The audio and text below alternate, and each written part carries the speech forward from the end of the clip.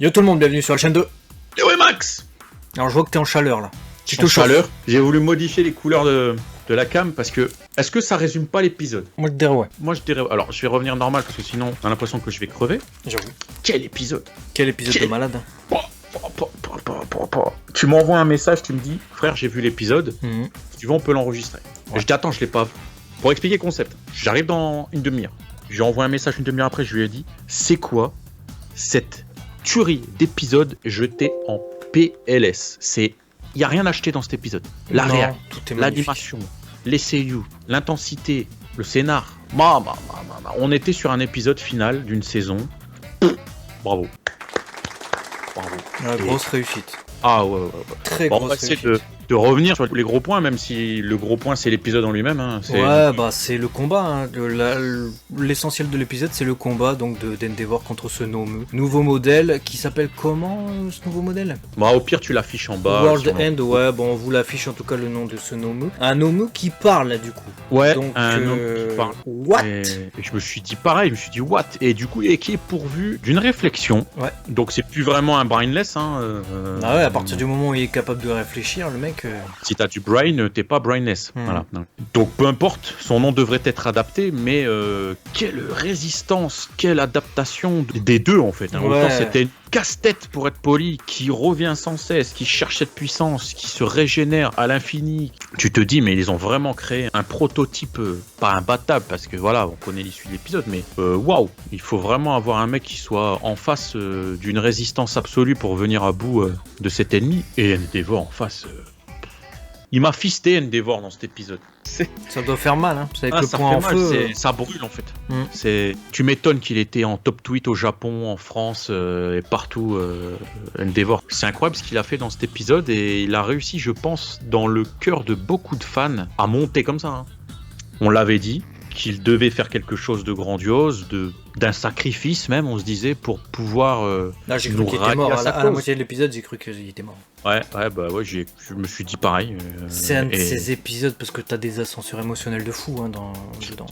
Et t'es inquiet tout le long de l'épisode. Hein. T'as pas un seul moment où tu te dis ils vont à coup sûr le vaincre cet ennemi. Parce qu'on se rend compte, il le dit très tôt dans l'épisode en fait que le Nomu est plus fort que lui, Endeavor. Qu'il est plus fort et plus rapide.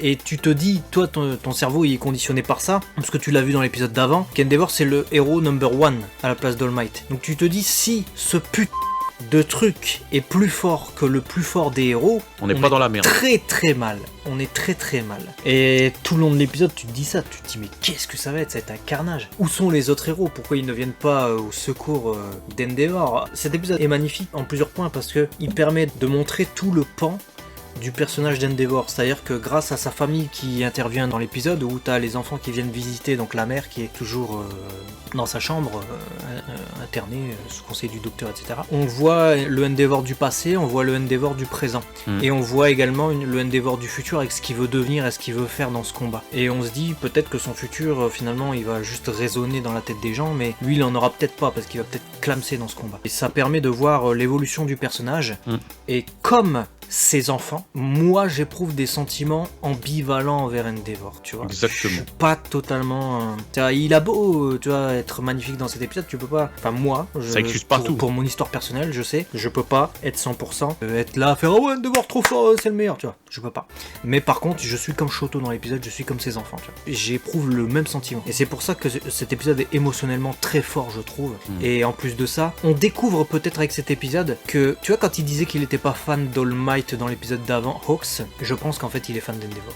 Et là, avec le soutien qu'il lui apporte et ce qu'il révèle sur lui, il le montre vraiment, Hawks, dans cet épisode. Ouais. Et il fait un étalage de son pouvoir et de son utilité en combat. Il montre que c'est lui aussi un véritable héros, même si l'épisode n'est pas focalisé sur lui véritablement. Hawks, il montre vraiment ce que je soupçonnais qu'on allait voir de lui. C'est-à-dire un héros qui passe pour une tête à claque, peut-être pour mettre en avant Endeavor dans l'épisode d'avant. Et cet épisode qui remet les choses dans son contexte en disant bon, Endeavor c'était ça quand même, mais voici ce qu'il fait maintenant. Et à côté de ça, t'as un autre héros qui sert à l'aider, qui sert de soutien et qui montre qu'il est pas là par hasard, c'est-à-dire Hawks, qui est aussi un magnifique héros, tous les gens qui sauvent dans cet épisode. Donc j'ai trouvé l'épisode grandiose, les personnages incroyables. Il est d'une écriture et d'une justesse. Ouais. Je pense que cet épisode, donc 25 de la saison 4, qui nous amène à une centaine d'épisodes, maintenant toutes saisons confondues, est dans le top 3 des épisodes les plus intenses émotionnellement, parce qu'il y a eu des épisodes oufissimes en intensité, mais qui sont parfois réduits à 2, 3, 4, 5 minutes d'intensité forte. Là, j'ai eu 20 minutes non-stop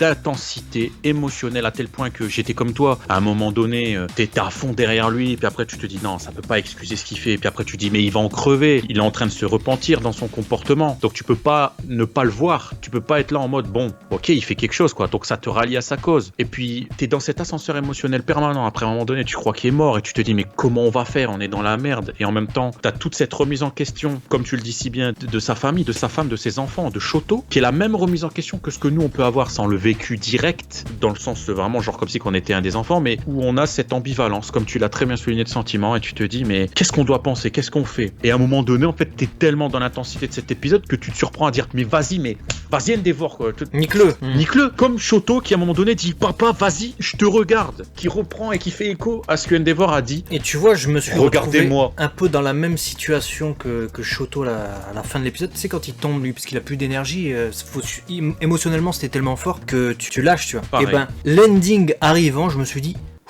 faut reprendre son souffle après l'épisode. La même chose. Tellement c'était...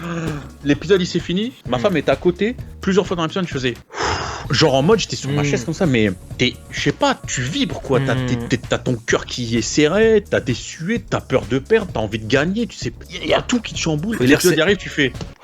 Puis tu crois qu'il est mort à la moitié de l'épisode quand même. Et là, moi, je me suis dit, franchement, c'est dramatique pour les héros. Parce que je l'avais dit, c'était une de mes théories. Il y a plusieurs vidéos où je me disais peut-être qu'Endeavor, il va périr ou une merde comme ça. Mais avec la construction qu'on a eu dans l'épisode d'avant, je m'attendais pas à ça. Du coup, la surprise de milieu de l'épisode, c'est extrêmement violent pour le spectateur. C'est extrêmement violent parce que c'est le number one. Il y a rien qui est à sa cheville, tu vois, parmi les autres héros. Et t'as un monstre, une créature qui se régénère, qui arrive à aller au-delà de ça. Il y a plus de symbole de paix. Tu vois la panique chez les gens aussi. C'est très bien d'avoir montré ça parce que ça fait écho à nous en fait, à la population, dans le monde dans lequel on vit, etc. Et tu te dis putain, si effectivement il n'y a plus rien à se raccrocher, si la jeunesse est encore pas au niveau, qu'est-ce qui va sauver le truc? Parce que ça c'est une création, c'est une créature, tu vois. Si ça se trouve il y a encore au-dessus. Tu vois. Ah ouais, je partage à 1000%, c'était incroyable parce que on a tout ce questionnement, comme tu le dis, en permanence qui te vient en tête, en étant en même temps dans l'intensité, parce que tu peux pas t'empêcher que de penser au background, à tout ce qu'il y a autour, etc. Même à un moment donné, je me suis dit, putain, Shoto, il va péter un câble, il va débarquer. Ouais, pareil, je me suis dit, putain, All Might, ça se trouve, il va rassembler ses dernières forces, il va se gonfler pendant 2 secondes et il va mettre une patate, je sais pas. J'ai imaginé le scénario. En fait. Donc ton cerveau, il est en ébullition. Au même titre que Endeavor, il est en ébullition. C'est pareil, ton cerveau, il pense à tout, il a peur, il est content de cette rédemption d'Endeavor, mais en même temps tu peux pas 100% l'accepter, donc t'es dans des oppositions, c'est incroyable. Et tout ça n'aurait pas pu, je pense, être aussi magnifique sans cette réalisation, animation et bande son. C'était incroyable. Incroyable, ouais. Le feu, ces plans, c'est incroyable quand il lui met un punch de ouf, où tu vois ces flammes, il y a même un effet comics, tu vois cette chaleur qu'on ressent au travers de l'image parce qu'ils ont réussi à faire cet effet, tu sais, de chauffant là, comme quand tu sais que c'est chaud et que ça floute un peu. Et le feu, c'est compliqué à animer parce que voilà, ça vive beaucoup, donc ça demande beaucoup d'images. Chapeau au staff. Ouais, chapeau, Studio Bones, travail incroyable sur cet épisode. Je comprends qu'il y ait eu une baisse de qualité un peu sur l'épisode d'avant. Ils ont donné ça à une team pour aller plus vite, mais là, franchement, cet épisode, ils ont mis le paquet. Et Inada Tetsu. Ouais, Tetsu Inada, son seiyuu, écoute. Il est resté avec dans le studio, c'est pas possible. Par contre, est-ce qu'il est vivant Endeavor? Parce que le plan final, tu te dis bon, il est debout, mais c'est peut-être juste pour le symbole aussi. Hein. Je sais pas. Hein. Attends, je vais me mettre sur la fin. Je vais juste regarder s'il y a des flammes ou quoi qui en résistent. Non, il bouge plus. Il a le point levé. Moi, je pense qu'il est pas mort. Mais maintenant, il peut être tout à fait mort et être. Après, son feu vit encore. Là, je suis dessus, il est comme ça. Mais ses épaules, donc il n'y a plus de grosses flammes. Hein. Mais on voit un effet de feu qui fait ça. Donc je pense que son cœur s'est pas arrêté. Il est à bout de force. Donc j'espère que Mamie, elle va arriver pour le. Parce que sinon il est mal. Mais ils sont à Kyushu, hein. C'est ça aussi que je voulais dire, c'est que on voit tous les autres héros à Yue, etc. devant la télé, mais ils peuvent pas arriver. Ils sont à Kyushu, ils sont pas à Tokyo ou à côté de la... Donc même s'il se met à courir, All Might, Deku et tout ça, ils arrivent, s'ils vont à pied, ils arrivent dans 2 jours, hein. Donc forcément qu'ils peuvent pas arriver là. Du coup, ouais, ils ne peuvent être que spectateurs devant ça. Ouais, c'était... Et puis moi, vous le savez, je vous l'ai déjà dit plusieurs fois, j'adore le pouvoir lié au feu. On s'en parle souvent. Là, frère, je me suis dit, si j'avais eu l'alter de Endeavor, je suis d'accord. Voilà. Pas son caractère. J'ai cru qu'ils allaient rester. Mais... Le milieu de l'épisode est violent quand même. Et quand tu crois qu'il est fini aussi, parce que le Nomu, à un moment donné, c'est aux 3/4 de l'épisode, il fait ouais, c'était que ça et tout, je veux plus de force, etc. Endeavor, il est mort par terre, tu vois. Enfin, tu crois qu'il est mort. Ouais. Et après, tu vois sa main bouger. Waouh, quel épisode, hein. Moi, j'ai cru qu'il allait, il m'a fait penser à Vegeta à plusieurs moments. Un Vegeta, tu vois, qui, malgré le mal ou des choses qu'il a pu faire, eh ben, il va se sacrifier pour le bien d'autrui. J'ai cru qu'il allait vraiment tellement intensifier son feu qu'il allait exploser. Lui-même... J'ai cru aussi, ouais, quand il embarque le Nomu avec les ailes de Hawks, j'ai cru qu'effectivement il allait faire une boule de feu, j'ai explosé en fait. C'était beau, il y avait plein de symboles, hein. Le plus ultra, les ailes de feu, combiné de pouvoirs, incroyable. Et bon, pour passer du coup à ce qui se passe après l'ending. Voilà, scène post-générique, j'espère que vous l'avez vu. Si vous l'avez pas vu, je vous laisse mettre pause là maintenant et aller la voir. Alors du coup, scène post-générique qui concerne Deku. Le truc qui m'a surpris immédiatement, c'est qu'on le voit dormir paisiblement. Je me suis dit, putain, comment après un épisode comme ça, il peut dormir tranquille. Et puis finalement, on se rend compte que bah, pas tant que ça en fait. Non, pas tant que ça, puisqu'il est effectivement en plein cauchemar. Donc, pour resituer un petit peu cet épisode, il se passait entre les chapitres 187 à 190. Et cette fin d'épisode, du coup, en post-générique, ça correspond à des scènes de la fin du chapitre 192 et tout le chapitre 193. Et effectivement, il est en train de cauchemarder, ou alors d'avoir son inconscient est en lien... En fait, c'est son entre-deux. Ouais, il travaille. Disons, son cerveau travaille. Ouais, c'est pas sa conscience, c'est pas son inconscience, c'est l'entre-deux qui a eu rendez-vous. On a l'impression qu'il y a eu rendez-vous avec les anciens porteurs. Moi, c'est comme ça que je l'ai compris, hein, parce qu'il n'y a pas de texte et je rajouterai quelque chose après que Hilakinuki nous a précisé. Pour moi, il a été, du coup, il a parlé avec les anciens qui ont composé et qui ont créé, fondé le One for All. Et j'ai eu cette sensation qu'ils lui ont révélé son pouvoir latent. Je sais pas comment tu l'as lu. Tu t'as pensé ça? Ouais, c'est comme ça que je l'ai... D'accord. Lu. Bon, en tout cas, nous on n'a pas lu la suite du manga, mais effectivement, c'est vu que ça apparaît 2 chapitres après la fin normalement de cet arc, comment dire, il tease un peu le futur finalement, il tease totalement la prochaine saison. Mieux encore que le trailer de la saison 5, hein, qui est tout à fait pourri, on peut le dire. Ouais, on en voit plus, avec cette scène post-générique, on en voit plus que finalement le teaser. Moi j'ai vu Deku en fait prisonnier de son corps, voir à côté de lui se retourner vers les anciens possesseurs du One for All, et puis ensuite on voit un mec prendre les pouvoirs d'un autre gars. Je suppose que ce mec c'est All for One avant qu'il ait le visage totalement défiguré, et on a un mec qui parle à Deku et qui lui dit quoi, je sais plus. T'es le 9ème. Tu es le 9ème, voilà. Donc j'imagine que ce mec là est un précédent possesseur aussi, hein, qui s'est fait déposséder de son pouvoir peut-être par All for One. Mais du coup, est-ce qu'il a eu quelque chose de réveillé ou pas? Parce que c'est vrai que le teaser de la saison 5 nous dit de mémoire, attends, je vais me mettre dessus, donc Aratana Nanikaga Mezameru. Donc quelque chose de nouveau s'est éveillé. Donc est-ce que ça correspond pas à ce que j'avais ressenti, à savoir il y a... Va s'éveiller plutôt. Va s'éveiller, donc un peu comme Goran, alors c'est pas pour faire des échos à Dragon Ball, mais son potentiel latent s'est réveillé, ou alors il est devenu digne, j'en sais rien, d'être vraiment j'ai la sensation que là rien ne s'est éveillé dans son sommeil, ou alors peut-être qu'il a une bribe et c'est ça qui a fait qu'il s'est pas contrôlé, il a explosé sa fenêtre. Mais j'ai l'impression que ça va s'éveiller dans la saison 5. On nous fait comprendre qu'il va y avoir un gros lien entre son pouvoir, donc le One for All, et puis les anciens porteurs. On avait déjà eu les anciens porteurs se manifester à quelques reprises dans les saisons précédentes, mais c'était bref. Là je pense que ça va revenir et qu'on va enfin avoir un lien fort entre Toshinori Yagi, donc All Might, et son mentor, qu'on a entreaperçu plusieurs fois et qu'on sait être la mère de Shigaraki Tomura, il me semble. Ouais, je pense qu'on va du coup voir un développement un peu plus important de Deku dans cette saison 5, parce que c'est vrai qu'on attend aussi à un moment donné qui passe la seconde, quoi. Tu vois, on l'a vu, c'était pas forcément sa saison, la saison 4, même s'il il a eu des bons moments, hein, attention, je dis pas, mais avec Ellie, etc. Mais c'était un cheat, tu vois. C'est-à-dire que c'est Ellie qui a permis d'exploiter son potentiel et d'avoir des moments de fou, mais c'est pas lui et lui seul, avec son pouvoir, son corps, qui se développe de manière où tu te dis wow, il a fait un bond le gars. Ouais, c'est pas comme dans la saison 1. Saison 1, c'était vraiment planter le décor, planter les personnages et montrer où voulait aller Deku, et son évolution, c'était vraiment centré un peu sur lui, même si on voyait d'autres personnages. C'était centré sur comment il va faire sien d'un pouvoir qui, justement, n'est pas le sien, parce que lui, il en avait pas. Là, cette saison, c'était un peu les autres. Comment être un super-héros et faire de son mieux pour les autres. J'ai ressenti ça un peu comme ça à travers tous les petites histoires qu'on a eues. C'est vrai. Non, c'est très vrai ce que tu dis, parce qu'on a eu Milio qui, quelque part, s'est battu pour autrui, parce que Ellie c'était l'épicentre de cette saison, donc effectivement tout a tourné autour de il faut la sauver, donc chacun a eu un petit peu cet effet miroir de se recentrer sur qui il est,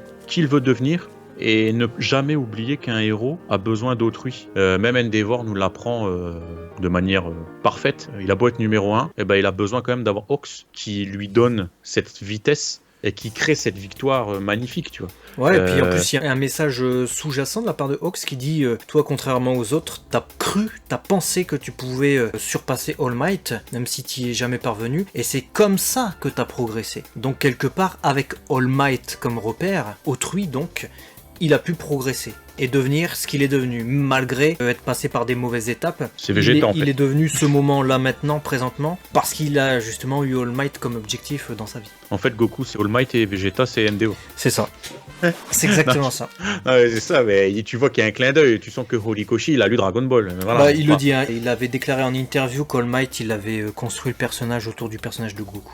Un personnage donc forcément... Muteki, tu vois, invincible, qui résonne comme étant le repère pour tout le monde. Tu sais, quand Goku il arrive dans les combats, souvent on a des images de lui de dos, de ses amis qui l'observent, parce qu'il est tellement grand, tellement inatteignable, tout repose sur ses épaules et tu sais qu'il va gérer la situation. Et bah All Might en fait il a tout à fait cette représentation là dans My Hero Academia. Et Endeavor c'est son rival éternel qui a un passé un peu plus sombre, qui à un moment donné se repent à ce pseudo-sacrifice, a besoin d'avoir justement All Might en face de lui pour lui-même en tant que source de motivation progresser et devenir qui il est aujourd'hui. Tu sens qu'il y a de l'inspi en tout cas par rapport à ça. Et avant de se quitter, je veux juste vous préciser des choses qui ont leur importance, donc qui nous ont été précisées par Kira Kinuki. On n'a pas vu, donc par rapport au manga, un moment où les professeurs dans la salle de repos sont en train de regarder la télé. On a Aizawa et numéro 13 qui demandent à Ellie de retourner dans sa chambre pour s'amuser. Parce que Ellie, là on le voit pas. Trop violent. C'est comme tes parents quand ils veulent pas que tu regardes Scream ou je sais pas quoi quand t'es petit, ben voilà, c'est ça. Un truc qui aurait pu renforcer ce côté altruiste qu'on soulignait,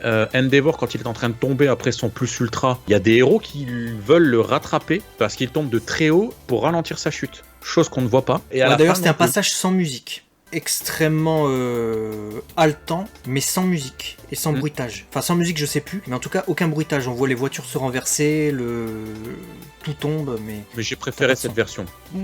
J'ai bien aimé aussi, ça renforce le... Et à la fin de l'épisode, donc le monologue d'Izuku n'est pas dans le manga, ils ont décidé de montrer ça plutôt que les 2 dernières pages du chapitre. Et donc en post-générique, je vous ai dit à quoi ça correspondait. Et elles ont été, donc ces scènes légèrement modifiées. Donc ils ont retiré tous les dialogues, à part le tuer le 9e porteur. Ils ont montré qu'une petite partie de la scène en faisant beaucoup de cuts. Et la scène de fin où Izuku se réveille est différente. La fenêtre n'est pas cassée et sa couverture de lit a l'air d'être déchiquetée et brûlée, effectivement, dans le manga. J'ai cru que tu allais dire sa couverture de lit est mouillée. Oh non! Genre, il peut avoir fait pipi dans sa culotte, c'est possible. Vu ce qu'il a eu comme rêve et... Ça aurait pu. Il est pas impossible que du coup dans la saison 5, en tout début dans le premier épisode, on ait une réminiscence de ce qu'on a vu en scène post-générique. Ça s'est déjà fait, je pense, et avec peut-être une version plus longue du rêve. Ah, peut-être. Ça me déplairait pas de savoir ce qu'il y a eu comme échange pendant ce rêve, parce qu'il était très intriguant. Enfin voilà, du coup, un épisode digne d'un dernier épisode de saison.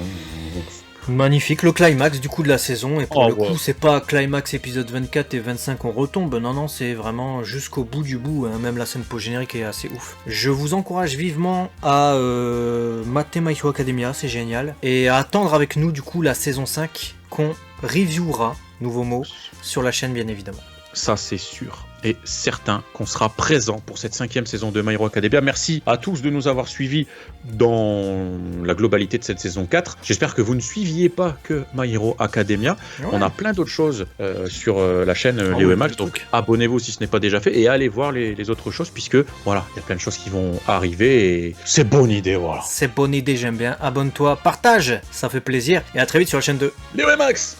À la prochaine matinée. Ciao. C'est un buffle.